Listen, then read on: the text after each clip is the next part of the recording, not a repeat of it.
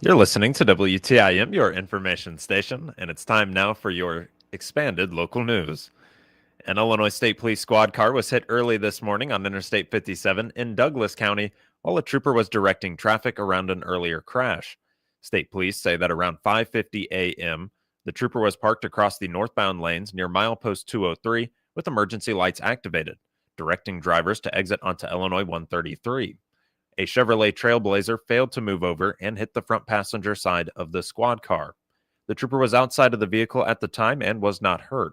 The driver, 68-year-old Donald Moorcraft of Robinson, was cited for failure to reduce speed and violating Scott's Law, also known as the Move Over Law.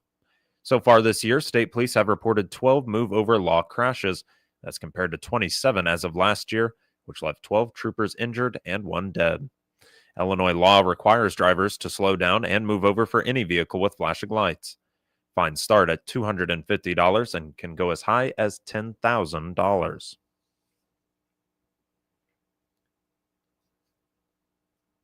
The Christian County Historical Society is preparing to put on its annual Persimmon Party. The event is slated for Saturday, November 1st from 10 a.m. to 2 p.m., and the persimmon is a brightly colored fruit grown on the CCHS grounds, making it the perfect place to host such an occasion. A bake sale, a bake-off, raffles, and more will give the community plenty of reasons to attend. Jody Heberling, co-president of the CCHS, is helping run the event. She says in addition to the strong flavors that they possess, persimmon's unique characteristics can help predict the weather. It's focused around a fruit that is grown on our facility, thanks to Glenn Push, who has passed away. We have a grove of persimmon trees on the property, and so we harvest them in pulp them and sell the fruit, and then have a bake sale of persimmon goods. If you have had persimmons, you either like them or you don't. They're kind of about the size of an apricot. They kind of have that texture, and they even predict the weather. Really? Yes, they have little knives, forks, or spoons in them. When you open the seed up, it'll look like either a spoon or a knife or a fork, or more like a spork than a fork. But there's 3 different shapes that the seed will show you. And everything that we have opened this year has been spoons, which is supposed to be lots of snow. There will be a bake sale at the Persimmon Party. Most, but not all, of the items served will include persimmon. No, it is strictly walk in and buy baked goods. There's usually pies and cookies and cakes and that are all made with persimmon. And the last few years, we've added a table of non-persimmon stuff available too, because some people just don't like persimmons. But they're really a good sweet fruit when they're ripe. Might they not like them because somebody gave them the pucker 'em up test? Right. So they may have been burned once and scared to go back for any more. And in addition to the bake sale, attendees can take part in a bake-off. Recipes must include persimmon for the bake-off, and there are multiple judging categories and age groups. One of the categories most creative, so we're kind of encouraging you to use persimmon pulp in a recipe. And a lot of the recipes that are in our persimmon cookbook can be interchanged. Pumpkin and persimmon work about the same. It's different flavors, but they can be cooked with about the same. So, there's a persimmon pie, which is very similar to the textures and stuff of a pumpkin pie. And so almost anything that you can use pumpkin in, you can use persimmon in, or we've had some that use 2 different recipes and put them together. They've had one that won last year, I think, had a molasses filling. And so it was a regular like sugar cookie with a molasses and persimmon filling in it. The CCHS will be raffling off a quilt and book at the event. In a tribute to the day prior, the quilt is designed to double as a ghost. The quilt has eyes and stuff like it's a ghost. And the book is written about the little ghost who thought he was a quilt. So some of our ladies went to work and they made the quilt that looked like the one on the book, kinda, and we're raffling the quilt and the book together. They're $10 a piece. We're going to draw at the persimmon party. Okay. So you can get tickets from any board member. They can connect you up with who you need to get a ticket from, or they're out here. We'll see you on Persimmon Day and get them then if you want one. And separate from the event, the roof of the old courthouse on the Historical Society's grounds is getting a complimentary facelift from an Effingham-based contractor. The roof's material had shown considerable wear over the 9 years that it had been up, and now they're expecting a new roof as of next year. Whitney Worthing out of Effingham and Bravo Distributors are giving us a roof for our courthouse. Last April, it sprung leaks all over the place, and it was getting the books and everything wet. And we sought out bids, and it came back very high, and we were like, I don't know how we're going to do this. And Whitney was, I don't know how to describe it, but they put together and they are donating the labor, and Bravo is donating the supplies. So we are just ecstatic and excited. Find out more about the CCHS at christiancountyhistorical.com, and more information is also available at their Facebook page. Jody Heberling appeared as a guest on the WTIM Morning Show.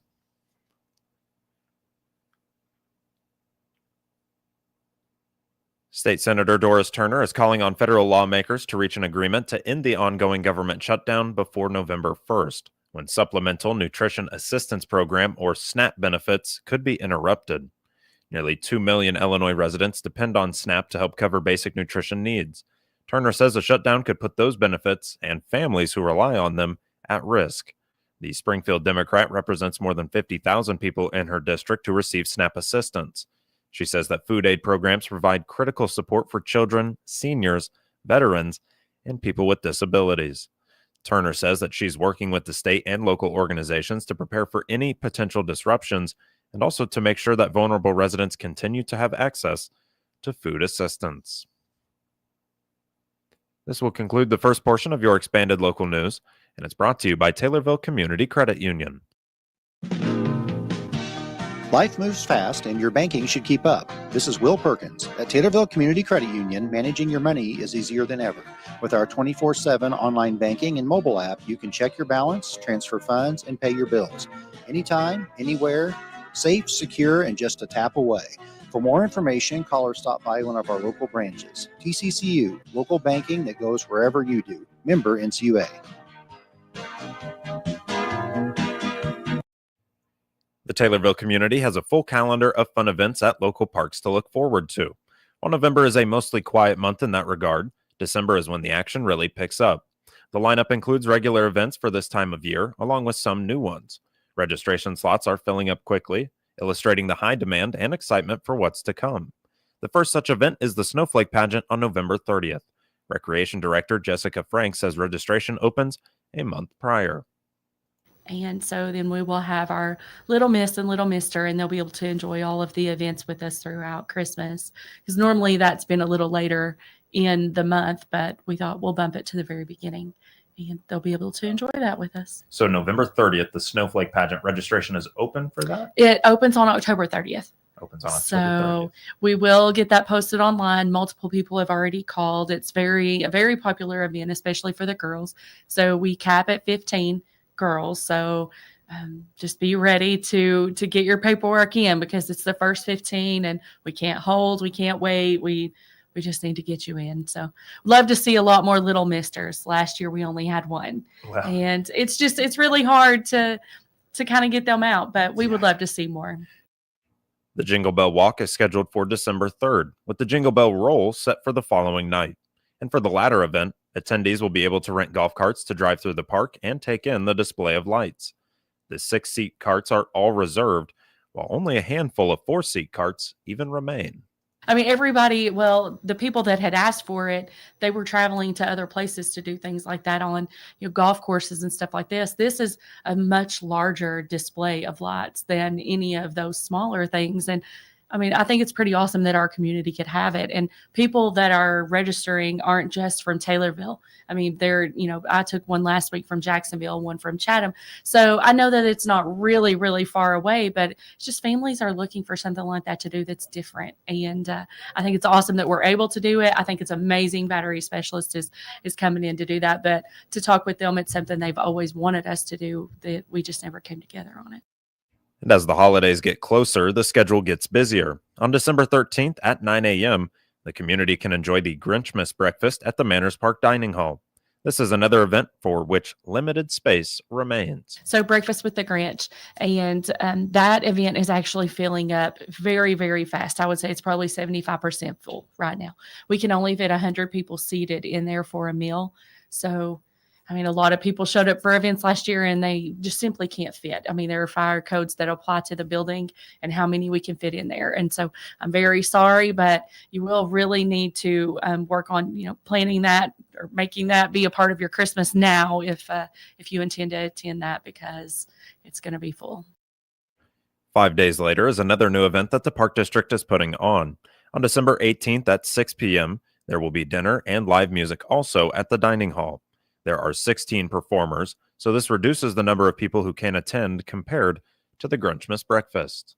I know. We are very excited. This is a brand new event. I love doing brand new things just to see how the community responds to them. Do you like it? Are you excited about it? But I'm excited about it. So 16-piece big band will be inside the dining hall.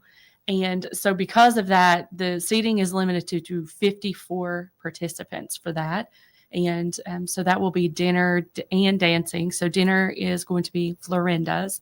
And so we're very excited about that. It's something that I have worked with Barbara Westrick Appleton, and she's very, very excited about it. She and her husband are going to be sponsoring that event, but there is still a $15 charge per person for that to help cover some of the additional costs. So it's going to be awesome. We have to leave some space because people were wanting to be able to dance with the music. So it's going to be Christmas, but I'm just excited to see it. It's something that we don't see a lot. I mean, last year we had the magical singers out there, and it's not something that a lot of people get to experience. So I'm very excited about it. I'd like to see how it goes. And finally, for the Park District on December 19th is Senior Bingo. Frank says that this event ensures there truly is something for everyone during this holiday season. Well, something that's very exciting. I love doing all of our senior events, and we don't normally do anything for them for Christmas. So this year, Specialized Hearing has volunteered, or they're going to be sponsoring Senior Bingo. It's a night that we've added to. So I love being able to add things that are for everybody. I mean, I know a lot of this is very focused on families and kids, but they deserve an opportunity to be able to come together and do something that they all seem to love. So that is on December 19th. And so we can only fit 100 in there because they are seated. So just be sure and call the office and reserve your seat there for that as well. More information on the Taylorville Park District is available at taylorvilleparkdistrict.com. And you can also reach them by calling 217-824-3110. Jessica Franks appeared as a guest on the WTIM Morning Show. Illinois students are being asked to put their creativity to work for a special statewide art contest that celebrates America's upcoming 250th birthday. It's sponsored by the Abraham Lincoln Presidential Library and Museum, along with the Illinois State Board of Education. It's called America 250, Reflections Through Art, and the contest encourages young artists to share what this milestone means to them through personal expression. The annual competition invites students from kindergarten age through high school to explore how they see the United States past, present, and future. The deadline to enter is set for December 19th of 2025. Students may submit two-dimensional artwork that can be no longer or larger than 11 by 14 inches, using any canvas they choose, whether physical or digital. Submissions will be grouped into 4 grade categories: kindergarten to 2nd grade, 3rd to 5th grade, 6th grade through 8th grade, and a high school age class. 1 winner and 2 runner-ups will be selected from each group. The winning pieces will be announced on March 10th of 2026 during Arts Education Week and will be displayed at the Abraham Lincoln Presidential Library and Museum through May 8th of 2026. The 4 winning artworks will also be featured on a poster that is sent to schools across Illinois. Christina Schutt is the executive director of the Abraham Lincoln Presidential Library and Museum, and said that the contest offers an opportunity for students to show how they interpret America's story in their own way. State Superintendent of Education, Dr. Tony Sanders, said art gives students a voice and a platform to tell their stories. He said the contest allows children to express how they view the United States as of now and moving forward. Entries can come from public, private, alternative, or home schools, as well as youth groups or independent students. Artwork may not feature copyrighted characters, and for complete contest details, visit bit.ly/ALPLM Art Contest.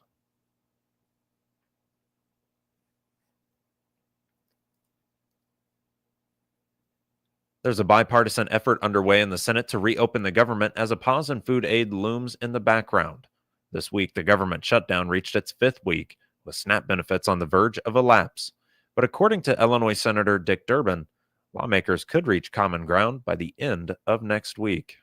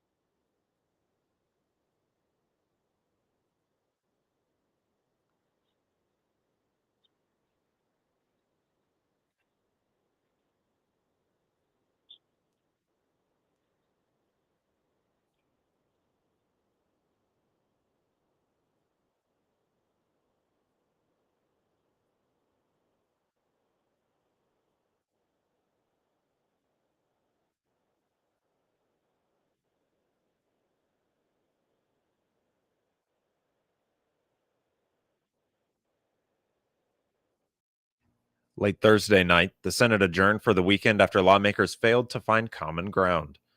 Now, when lawmakers return to Capitol Hill, it will match the longest government shutdown in U.S. history.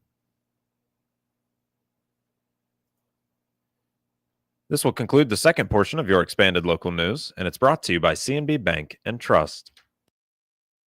Life happens, and CNB Insurance Services is here to help protect what matters most. From your home and car to your farm and business, our local team works with top providers to find the coverage that fits your life. No pressure, just honest guidance from people you know and trust. CNB Bank and Trust, helping to open doors since 1854. Insurance products are not insured by FDIC or any federal government agency, are not a deposit of or guaranteed by the Fed or any bank and may lose value. Any insurance required as a condition of the extension of credit by CNB Bank and Trust and may not be purchased from our agency, but may, without the approval of the application, an extension of credit be purchased from an agent or insurance company of the customer's choice. Moving now to obituaries, which can be found at TaylorvilleDailyNews.com and are brought to you by Sutton Memorial Home. This is Chad Sparks. When you lose a loved one, your choice for making final arrangements should be with the compassionate family at Sutton Memorial Homes. They know the death of a loved one is difficult. Austin and Evan at Sutton's and the entire staff have devoted themselves to loving and caring for those in their community in their time of need. You can trust Sutton Memorial Homes to assist your family in making final arrangements that will be a tribute to your loved one. Sutton Memorial Homes, caring is what they do best.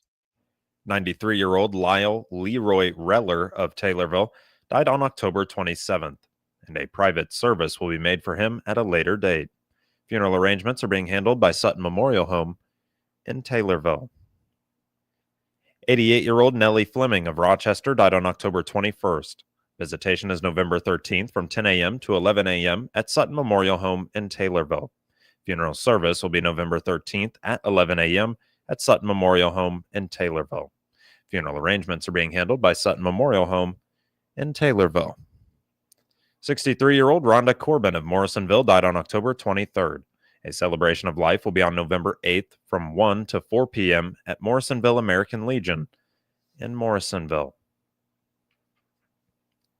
Douglas or Doug Scott Crawford of Taylorville, formerly of Kincaid, died on October 23rd. A celebration of life will be on November 9th at 1 p.m. at the Funky Monkey in Taylorville. Funeral arrangements are being handled by McClure Funeral Home and Cremation Services in Taylorville. And 75-year-old Robert John Stevens of Taylorville died on October 15th. Visitation is November 1st from 9 a.m. until 11 a.m. at Grace Baptist Church in Taylorville. A memorial service will be on November 1st at 11 a.m. at Grace Baptist Church in Taylorville. Burial will be at Oak Hill Cemetery with military honors. Funeral arrangements are being handled by Sutton Memorial Home in Taylorville. Get details on these and other local news stories at TaylorvilleDailyNews.com or hear them every hour on WTIM. WTIM is your only local news radio.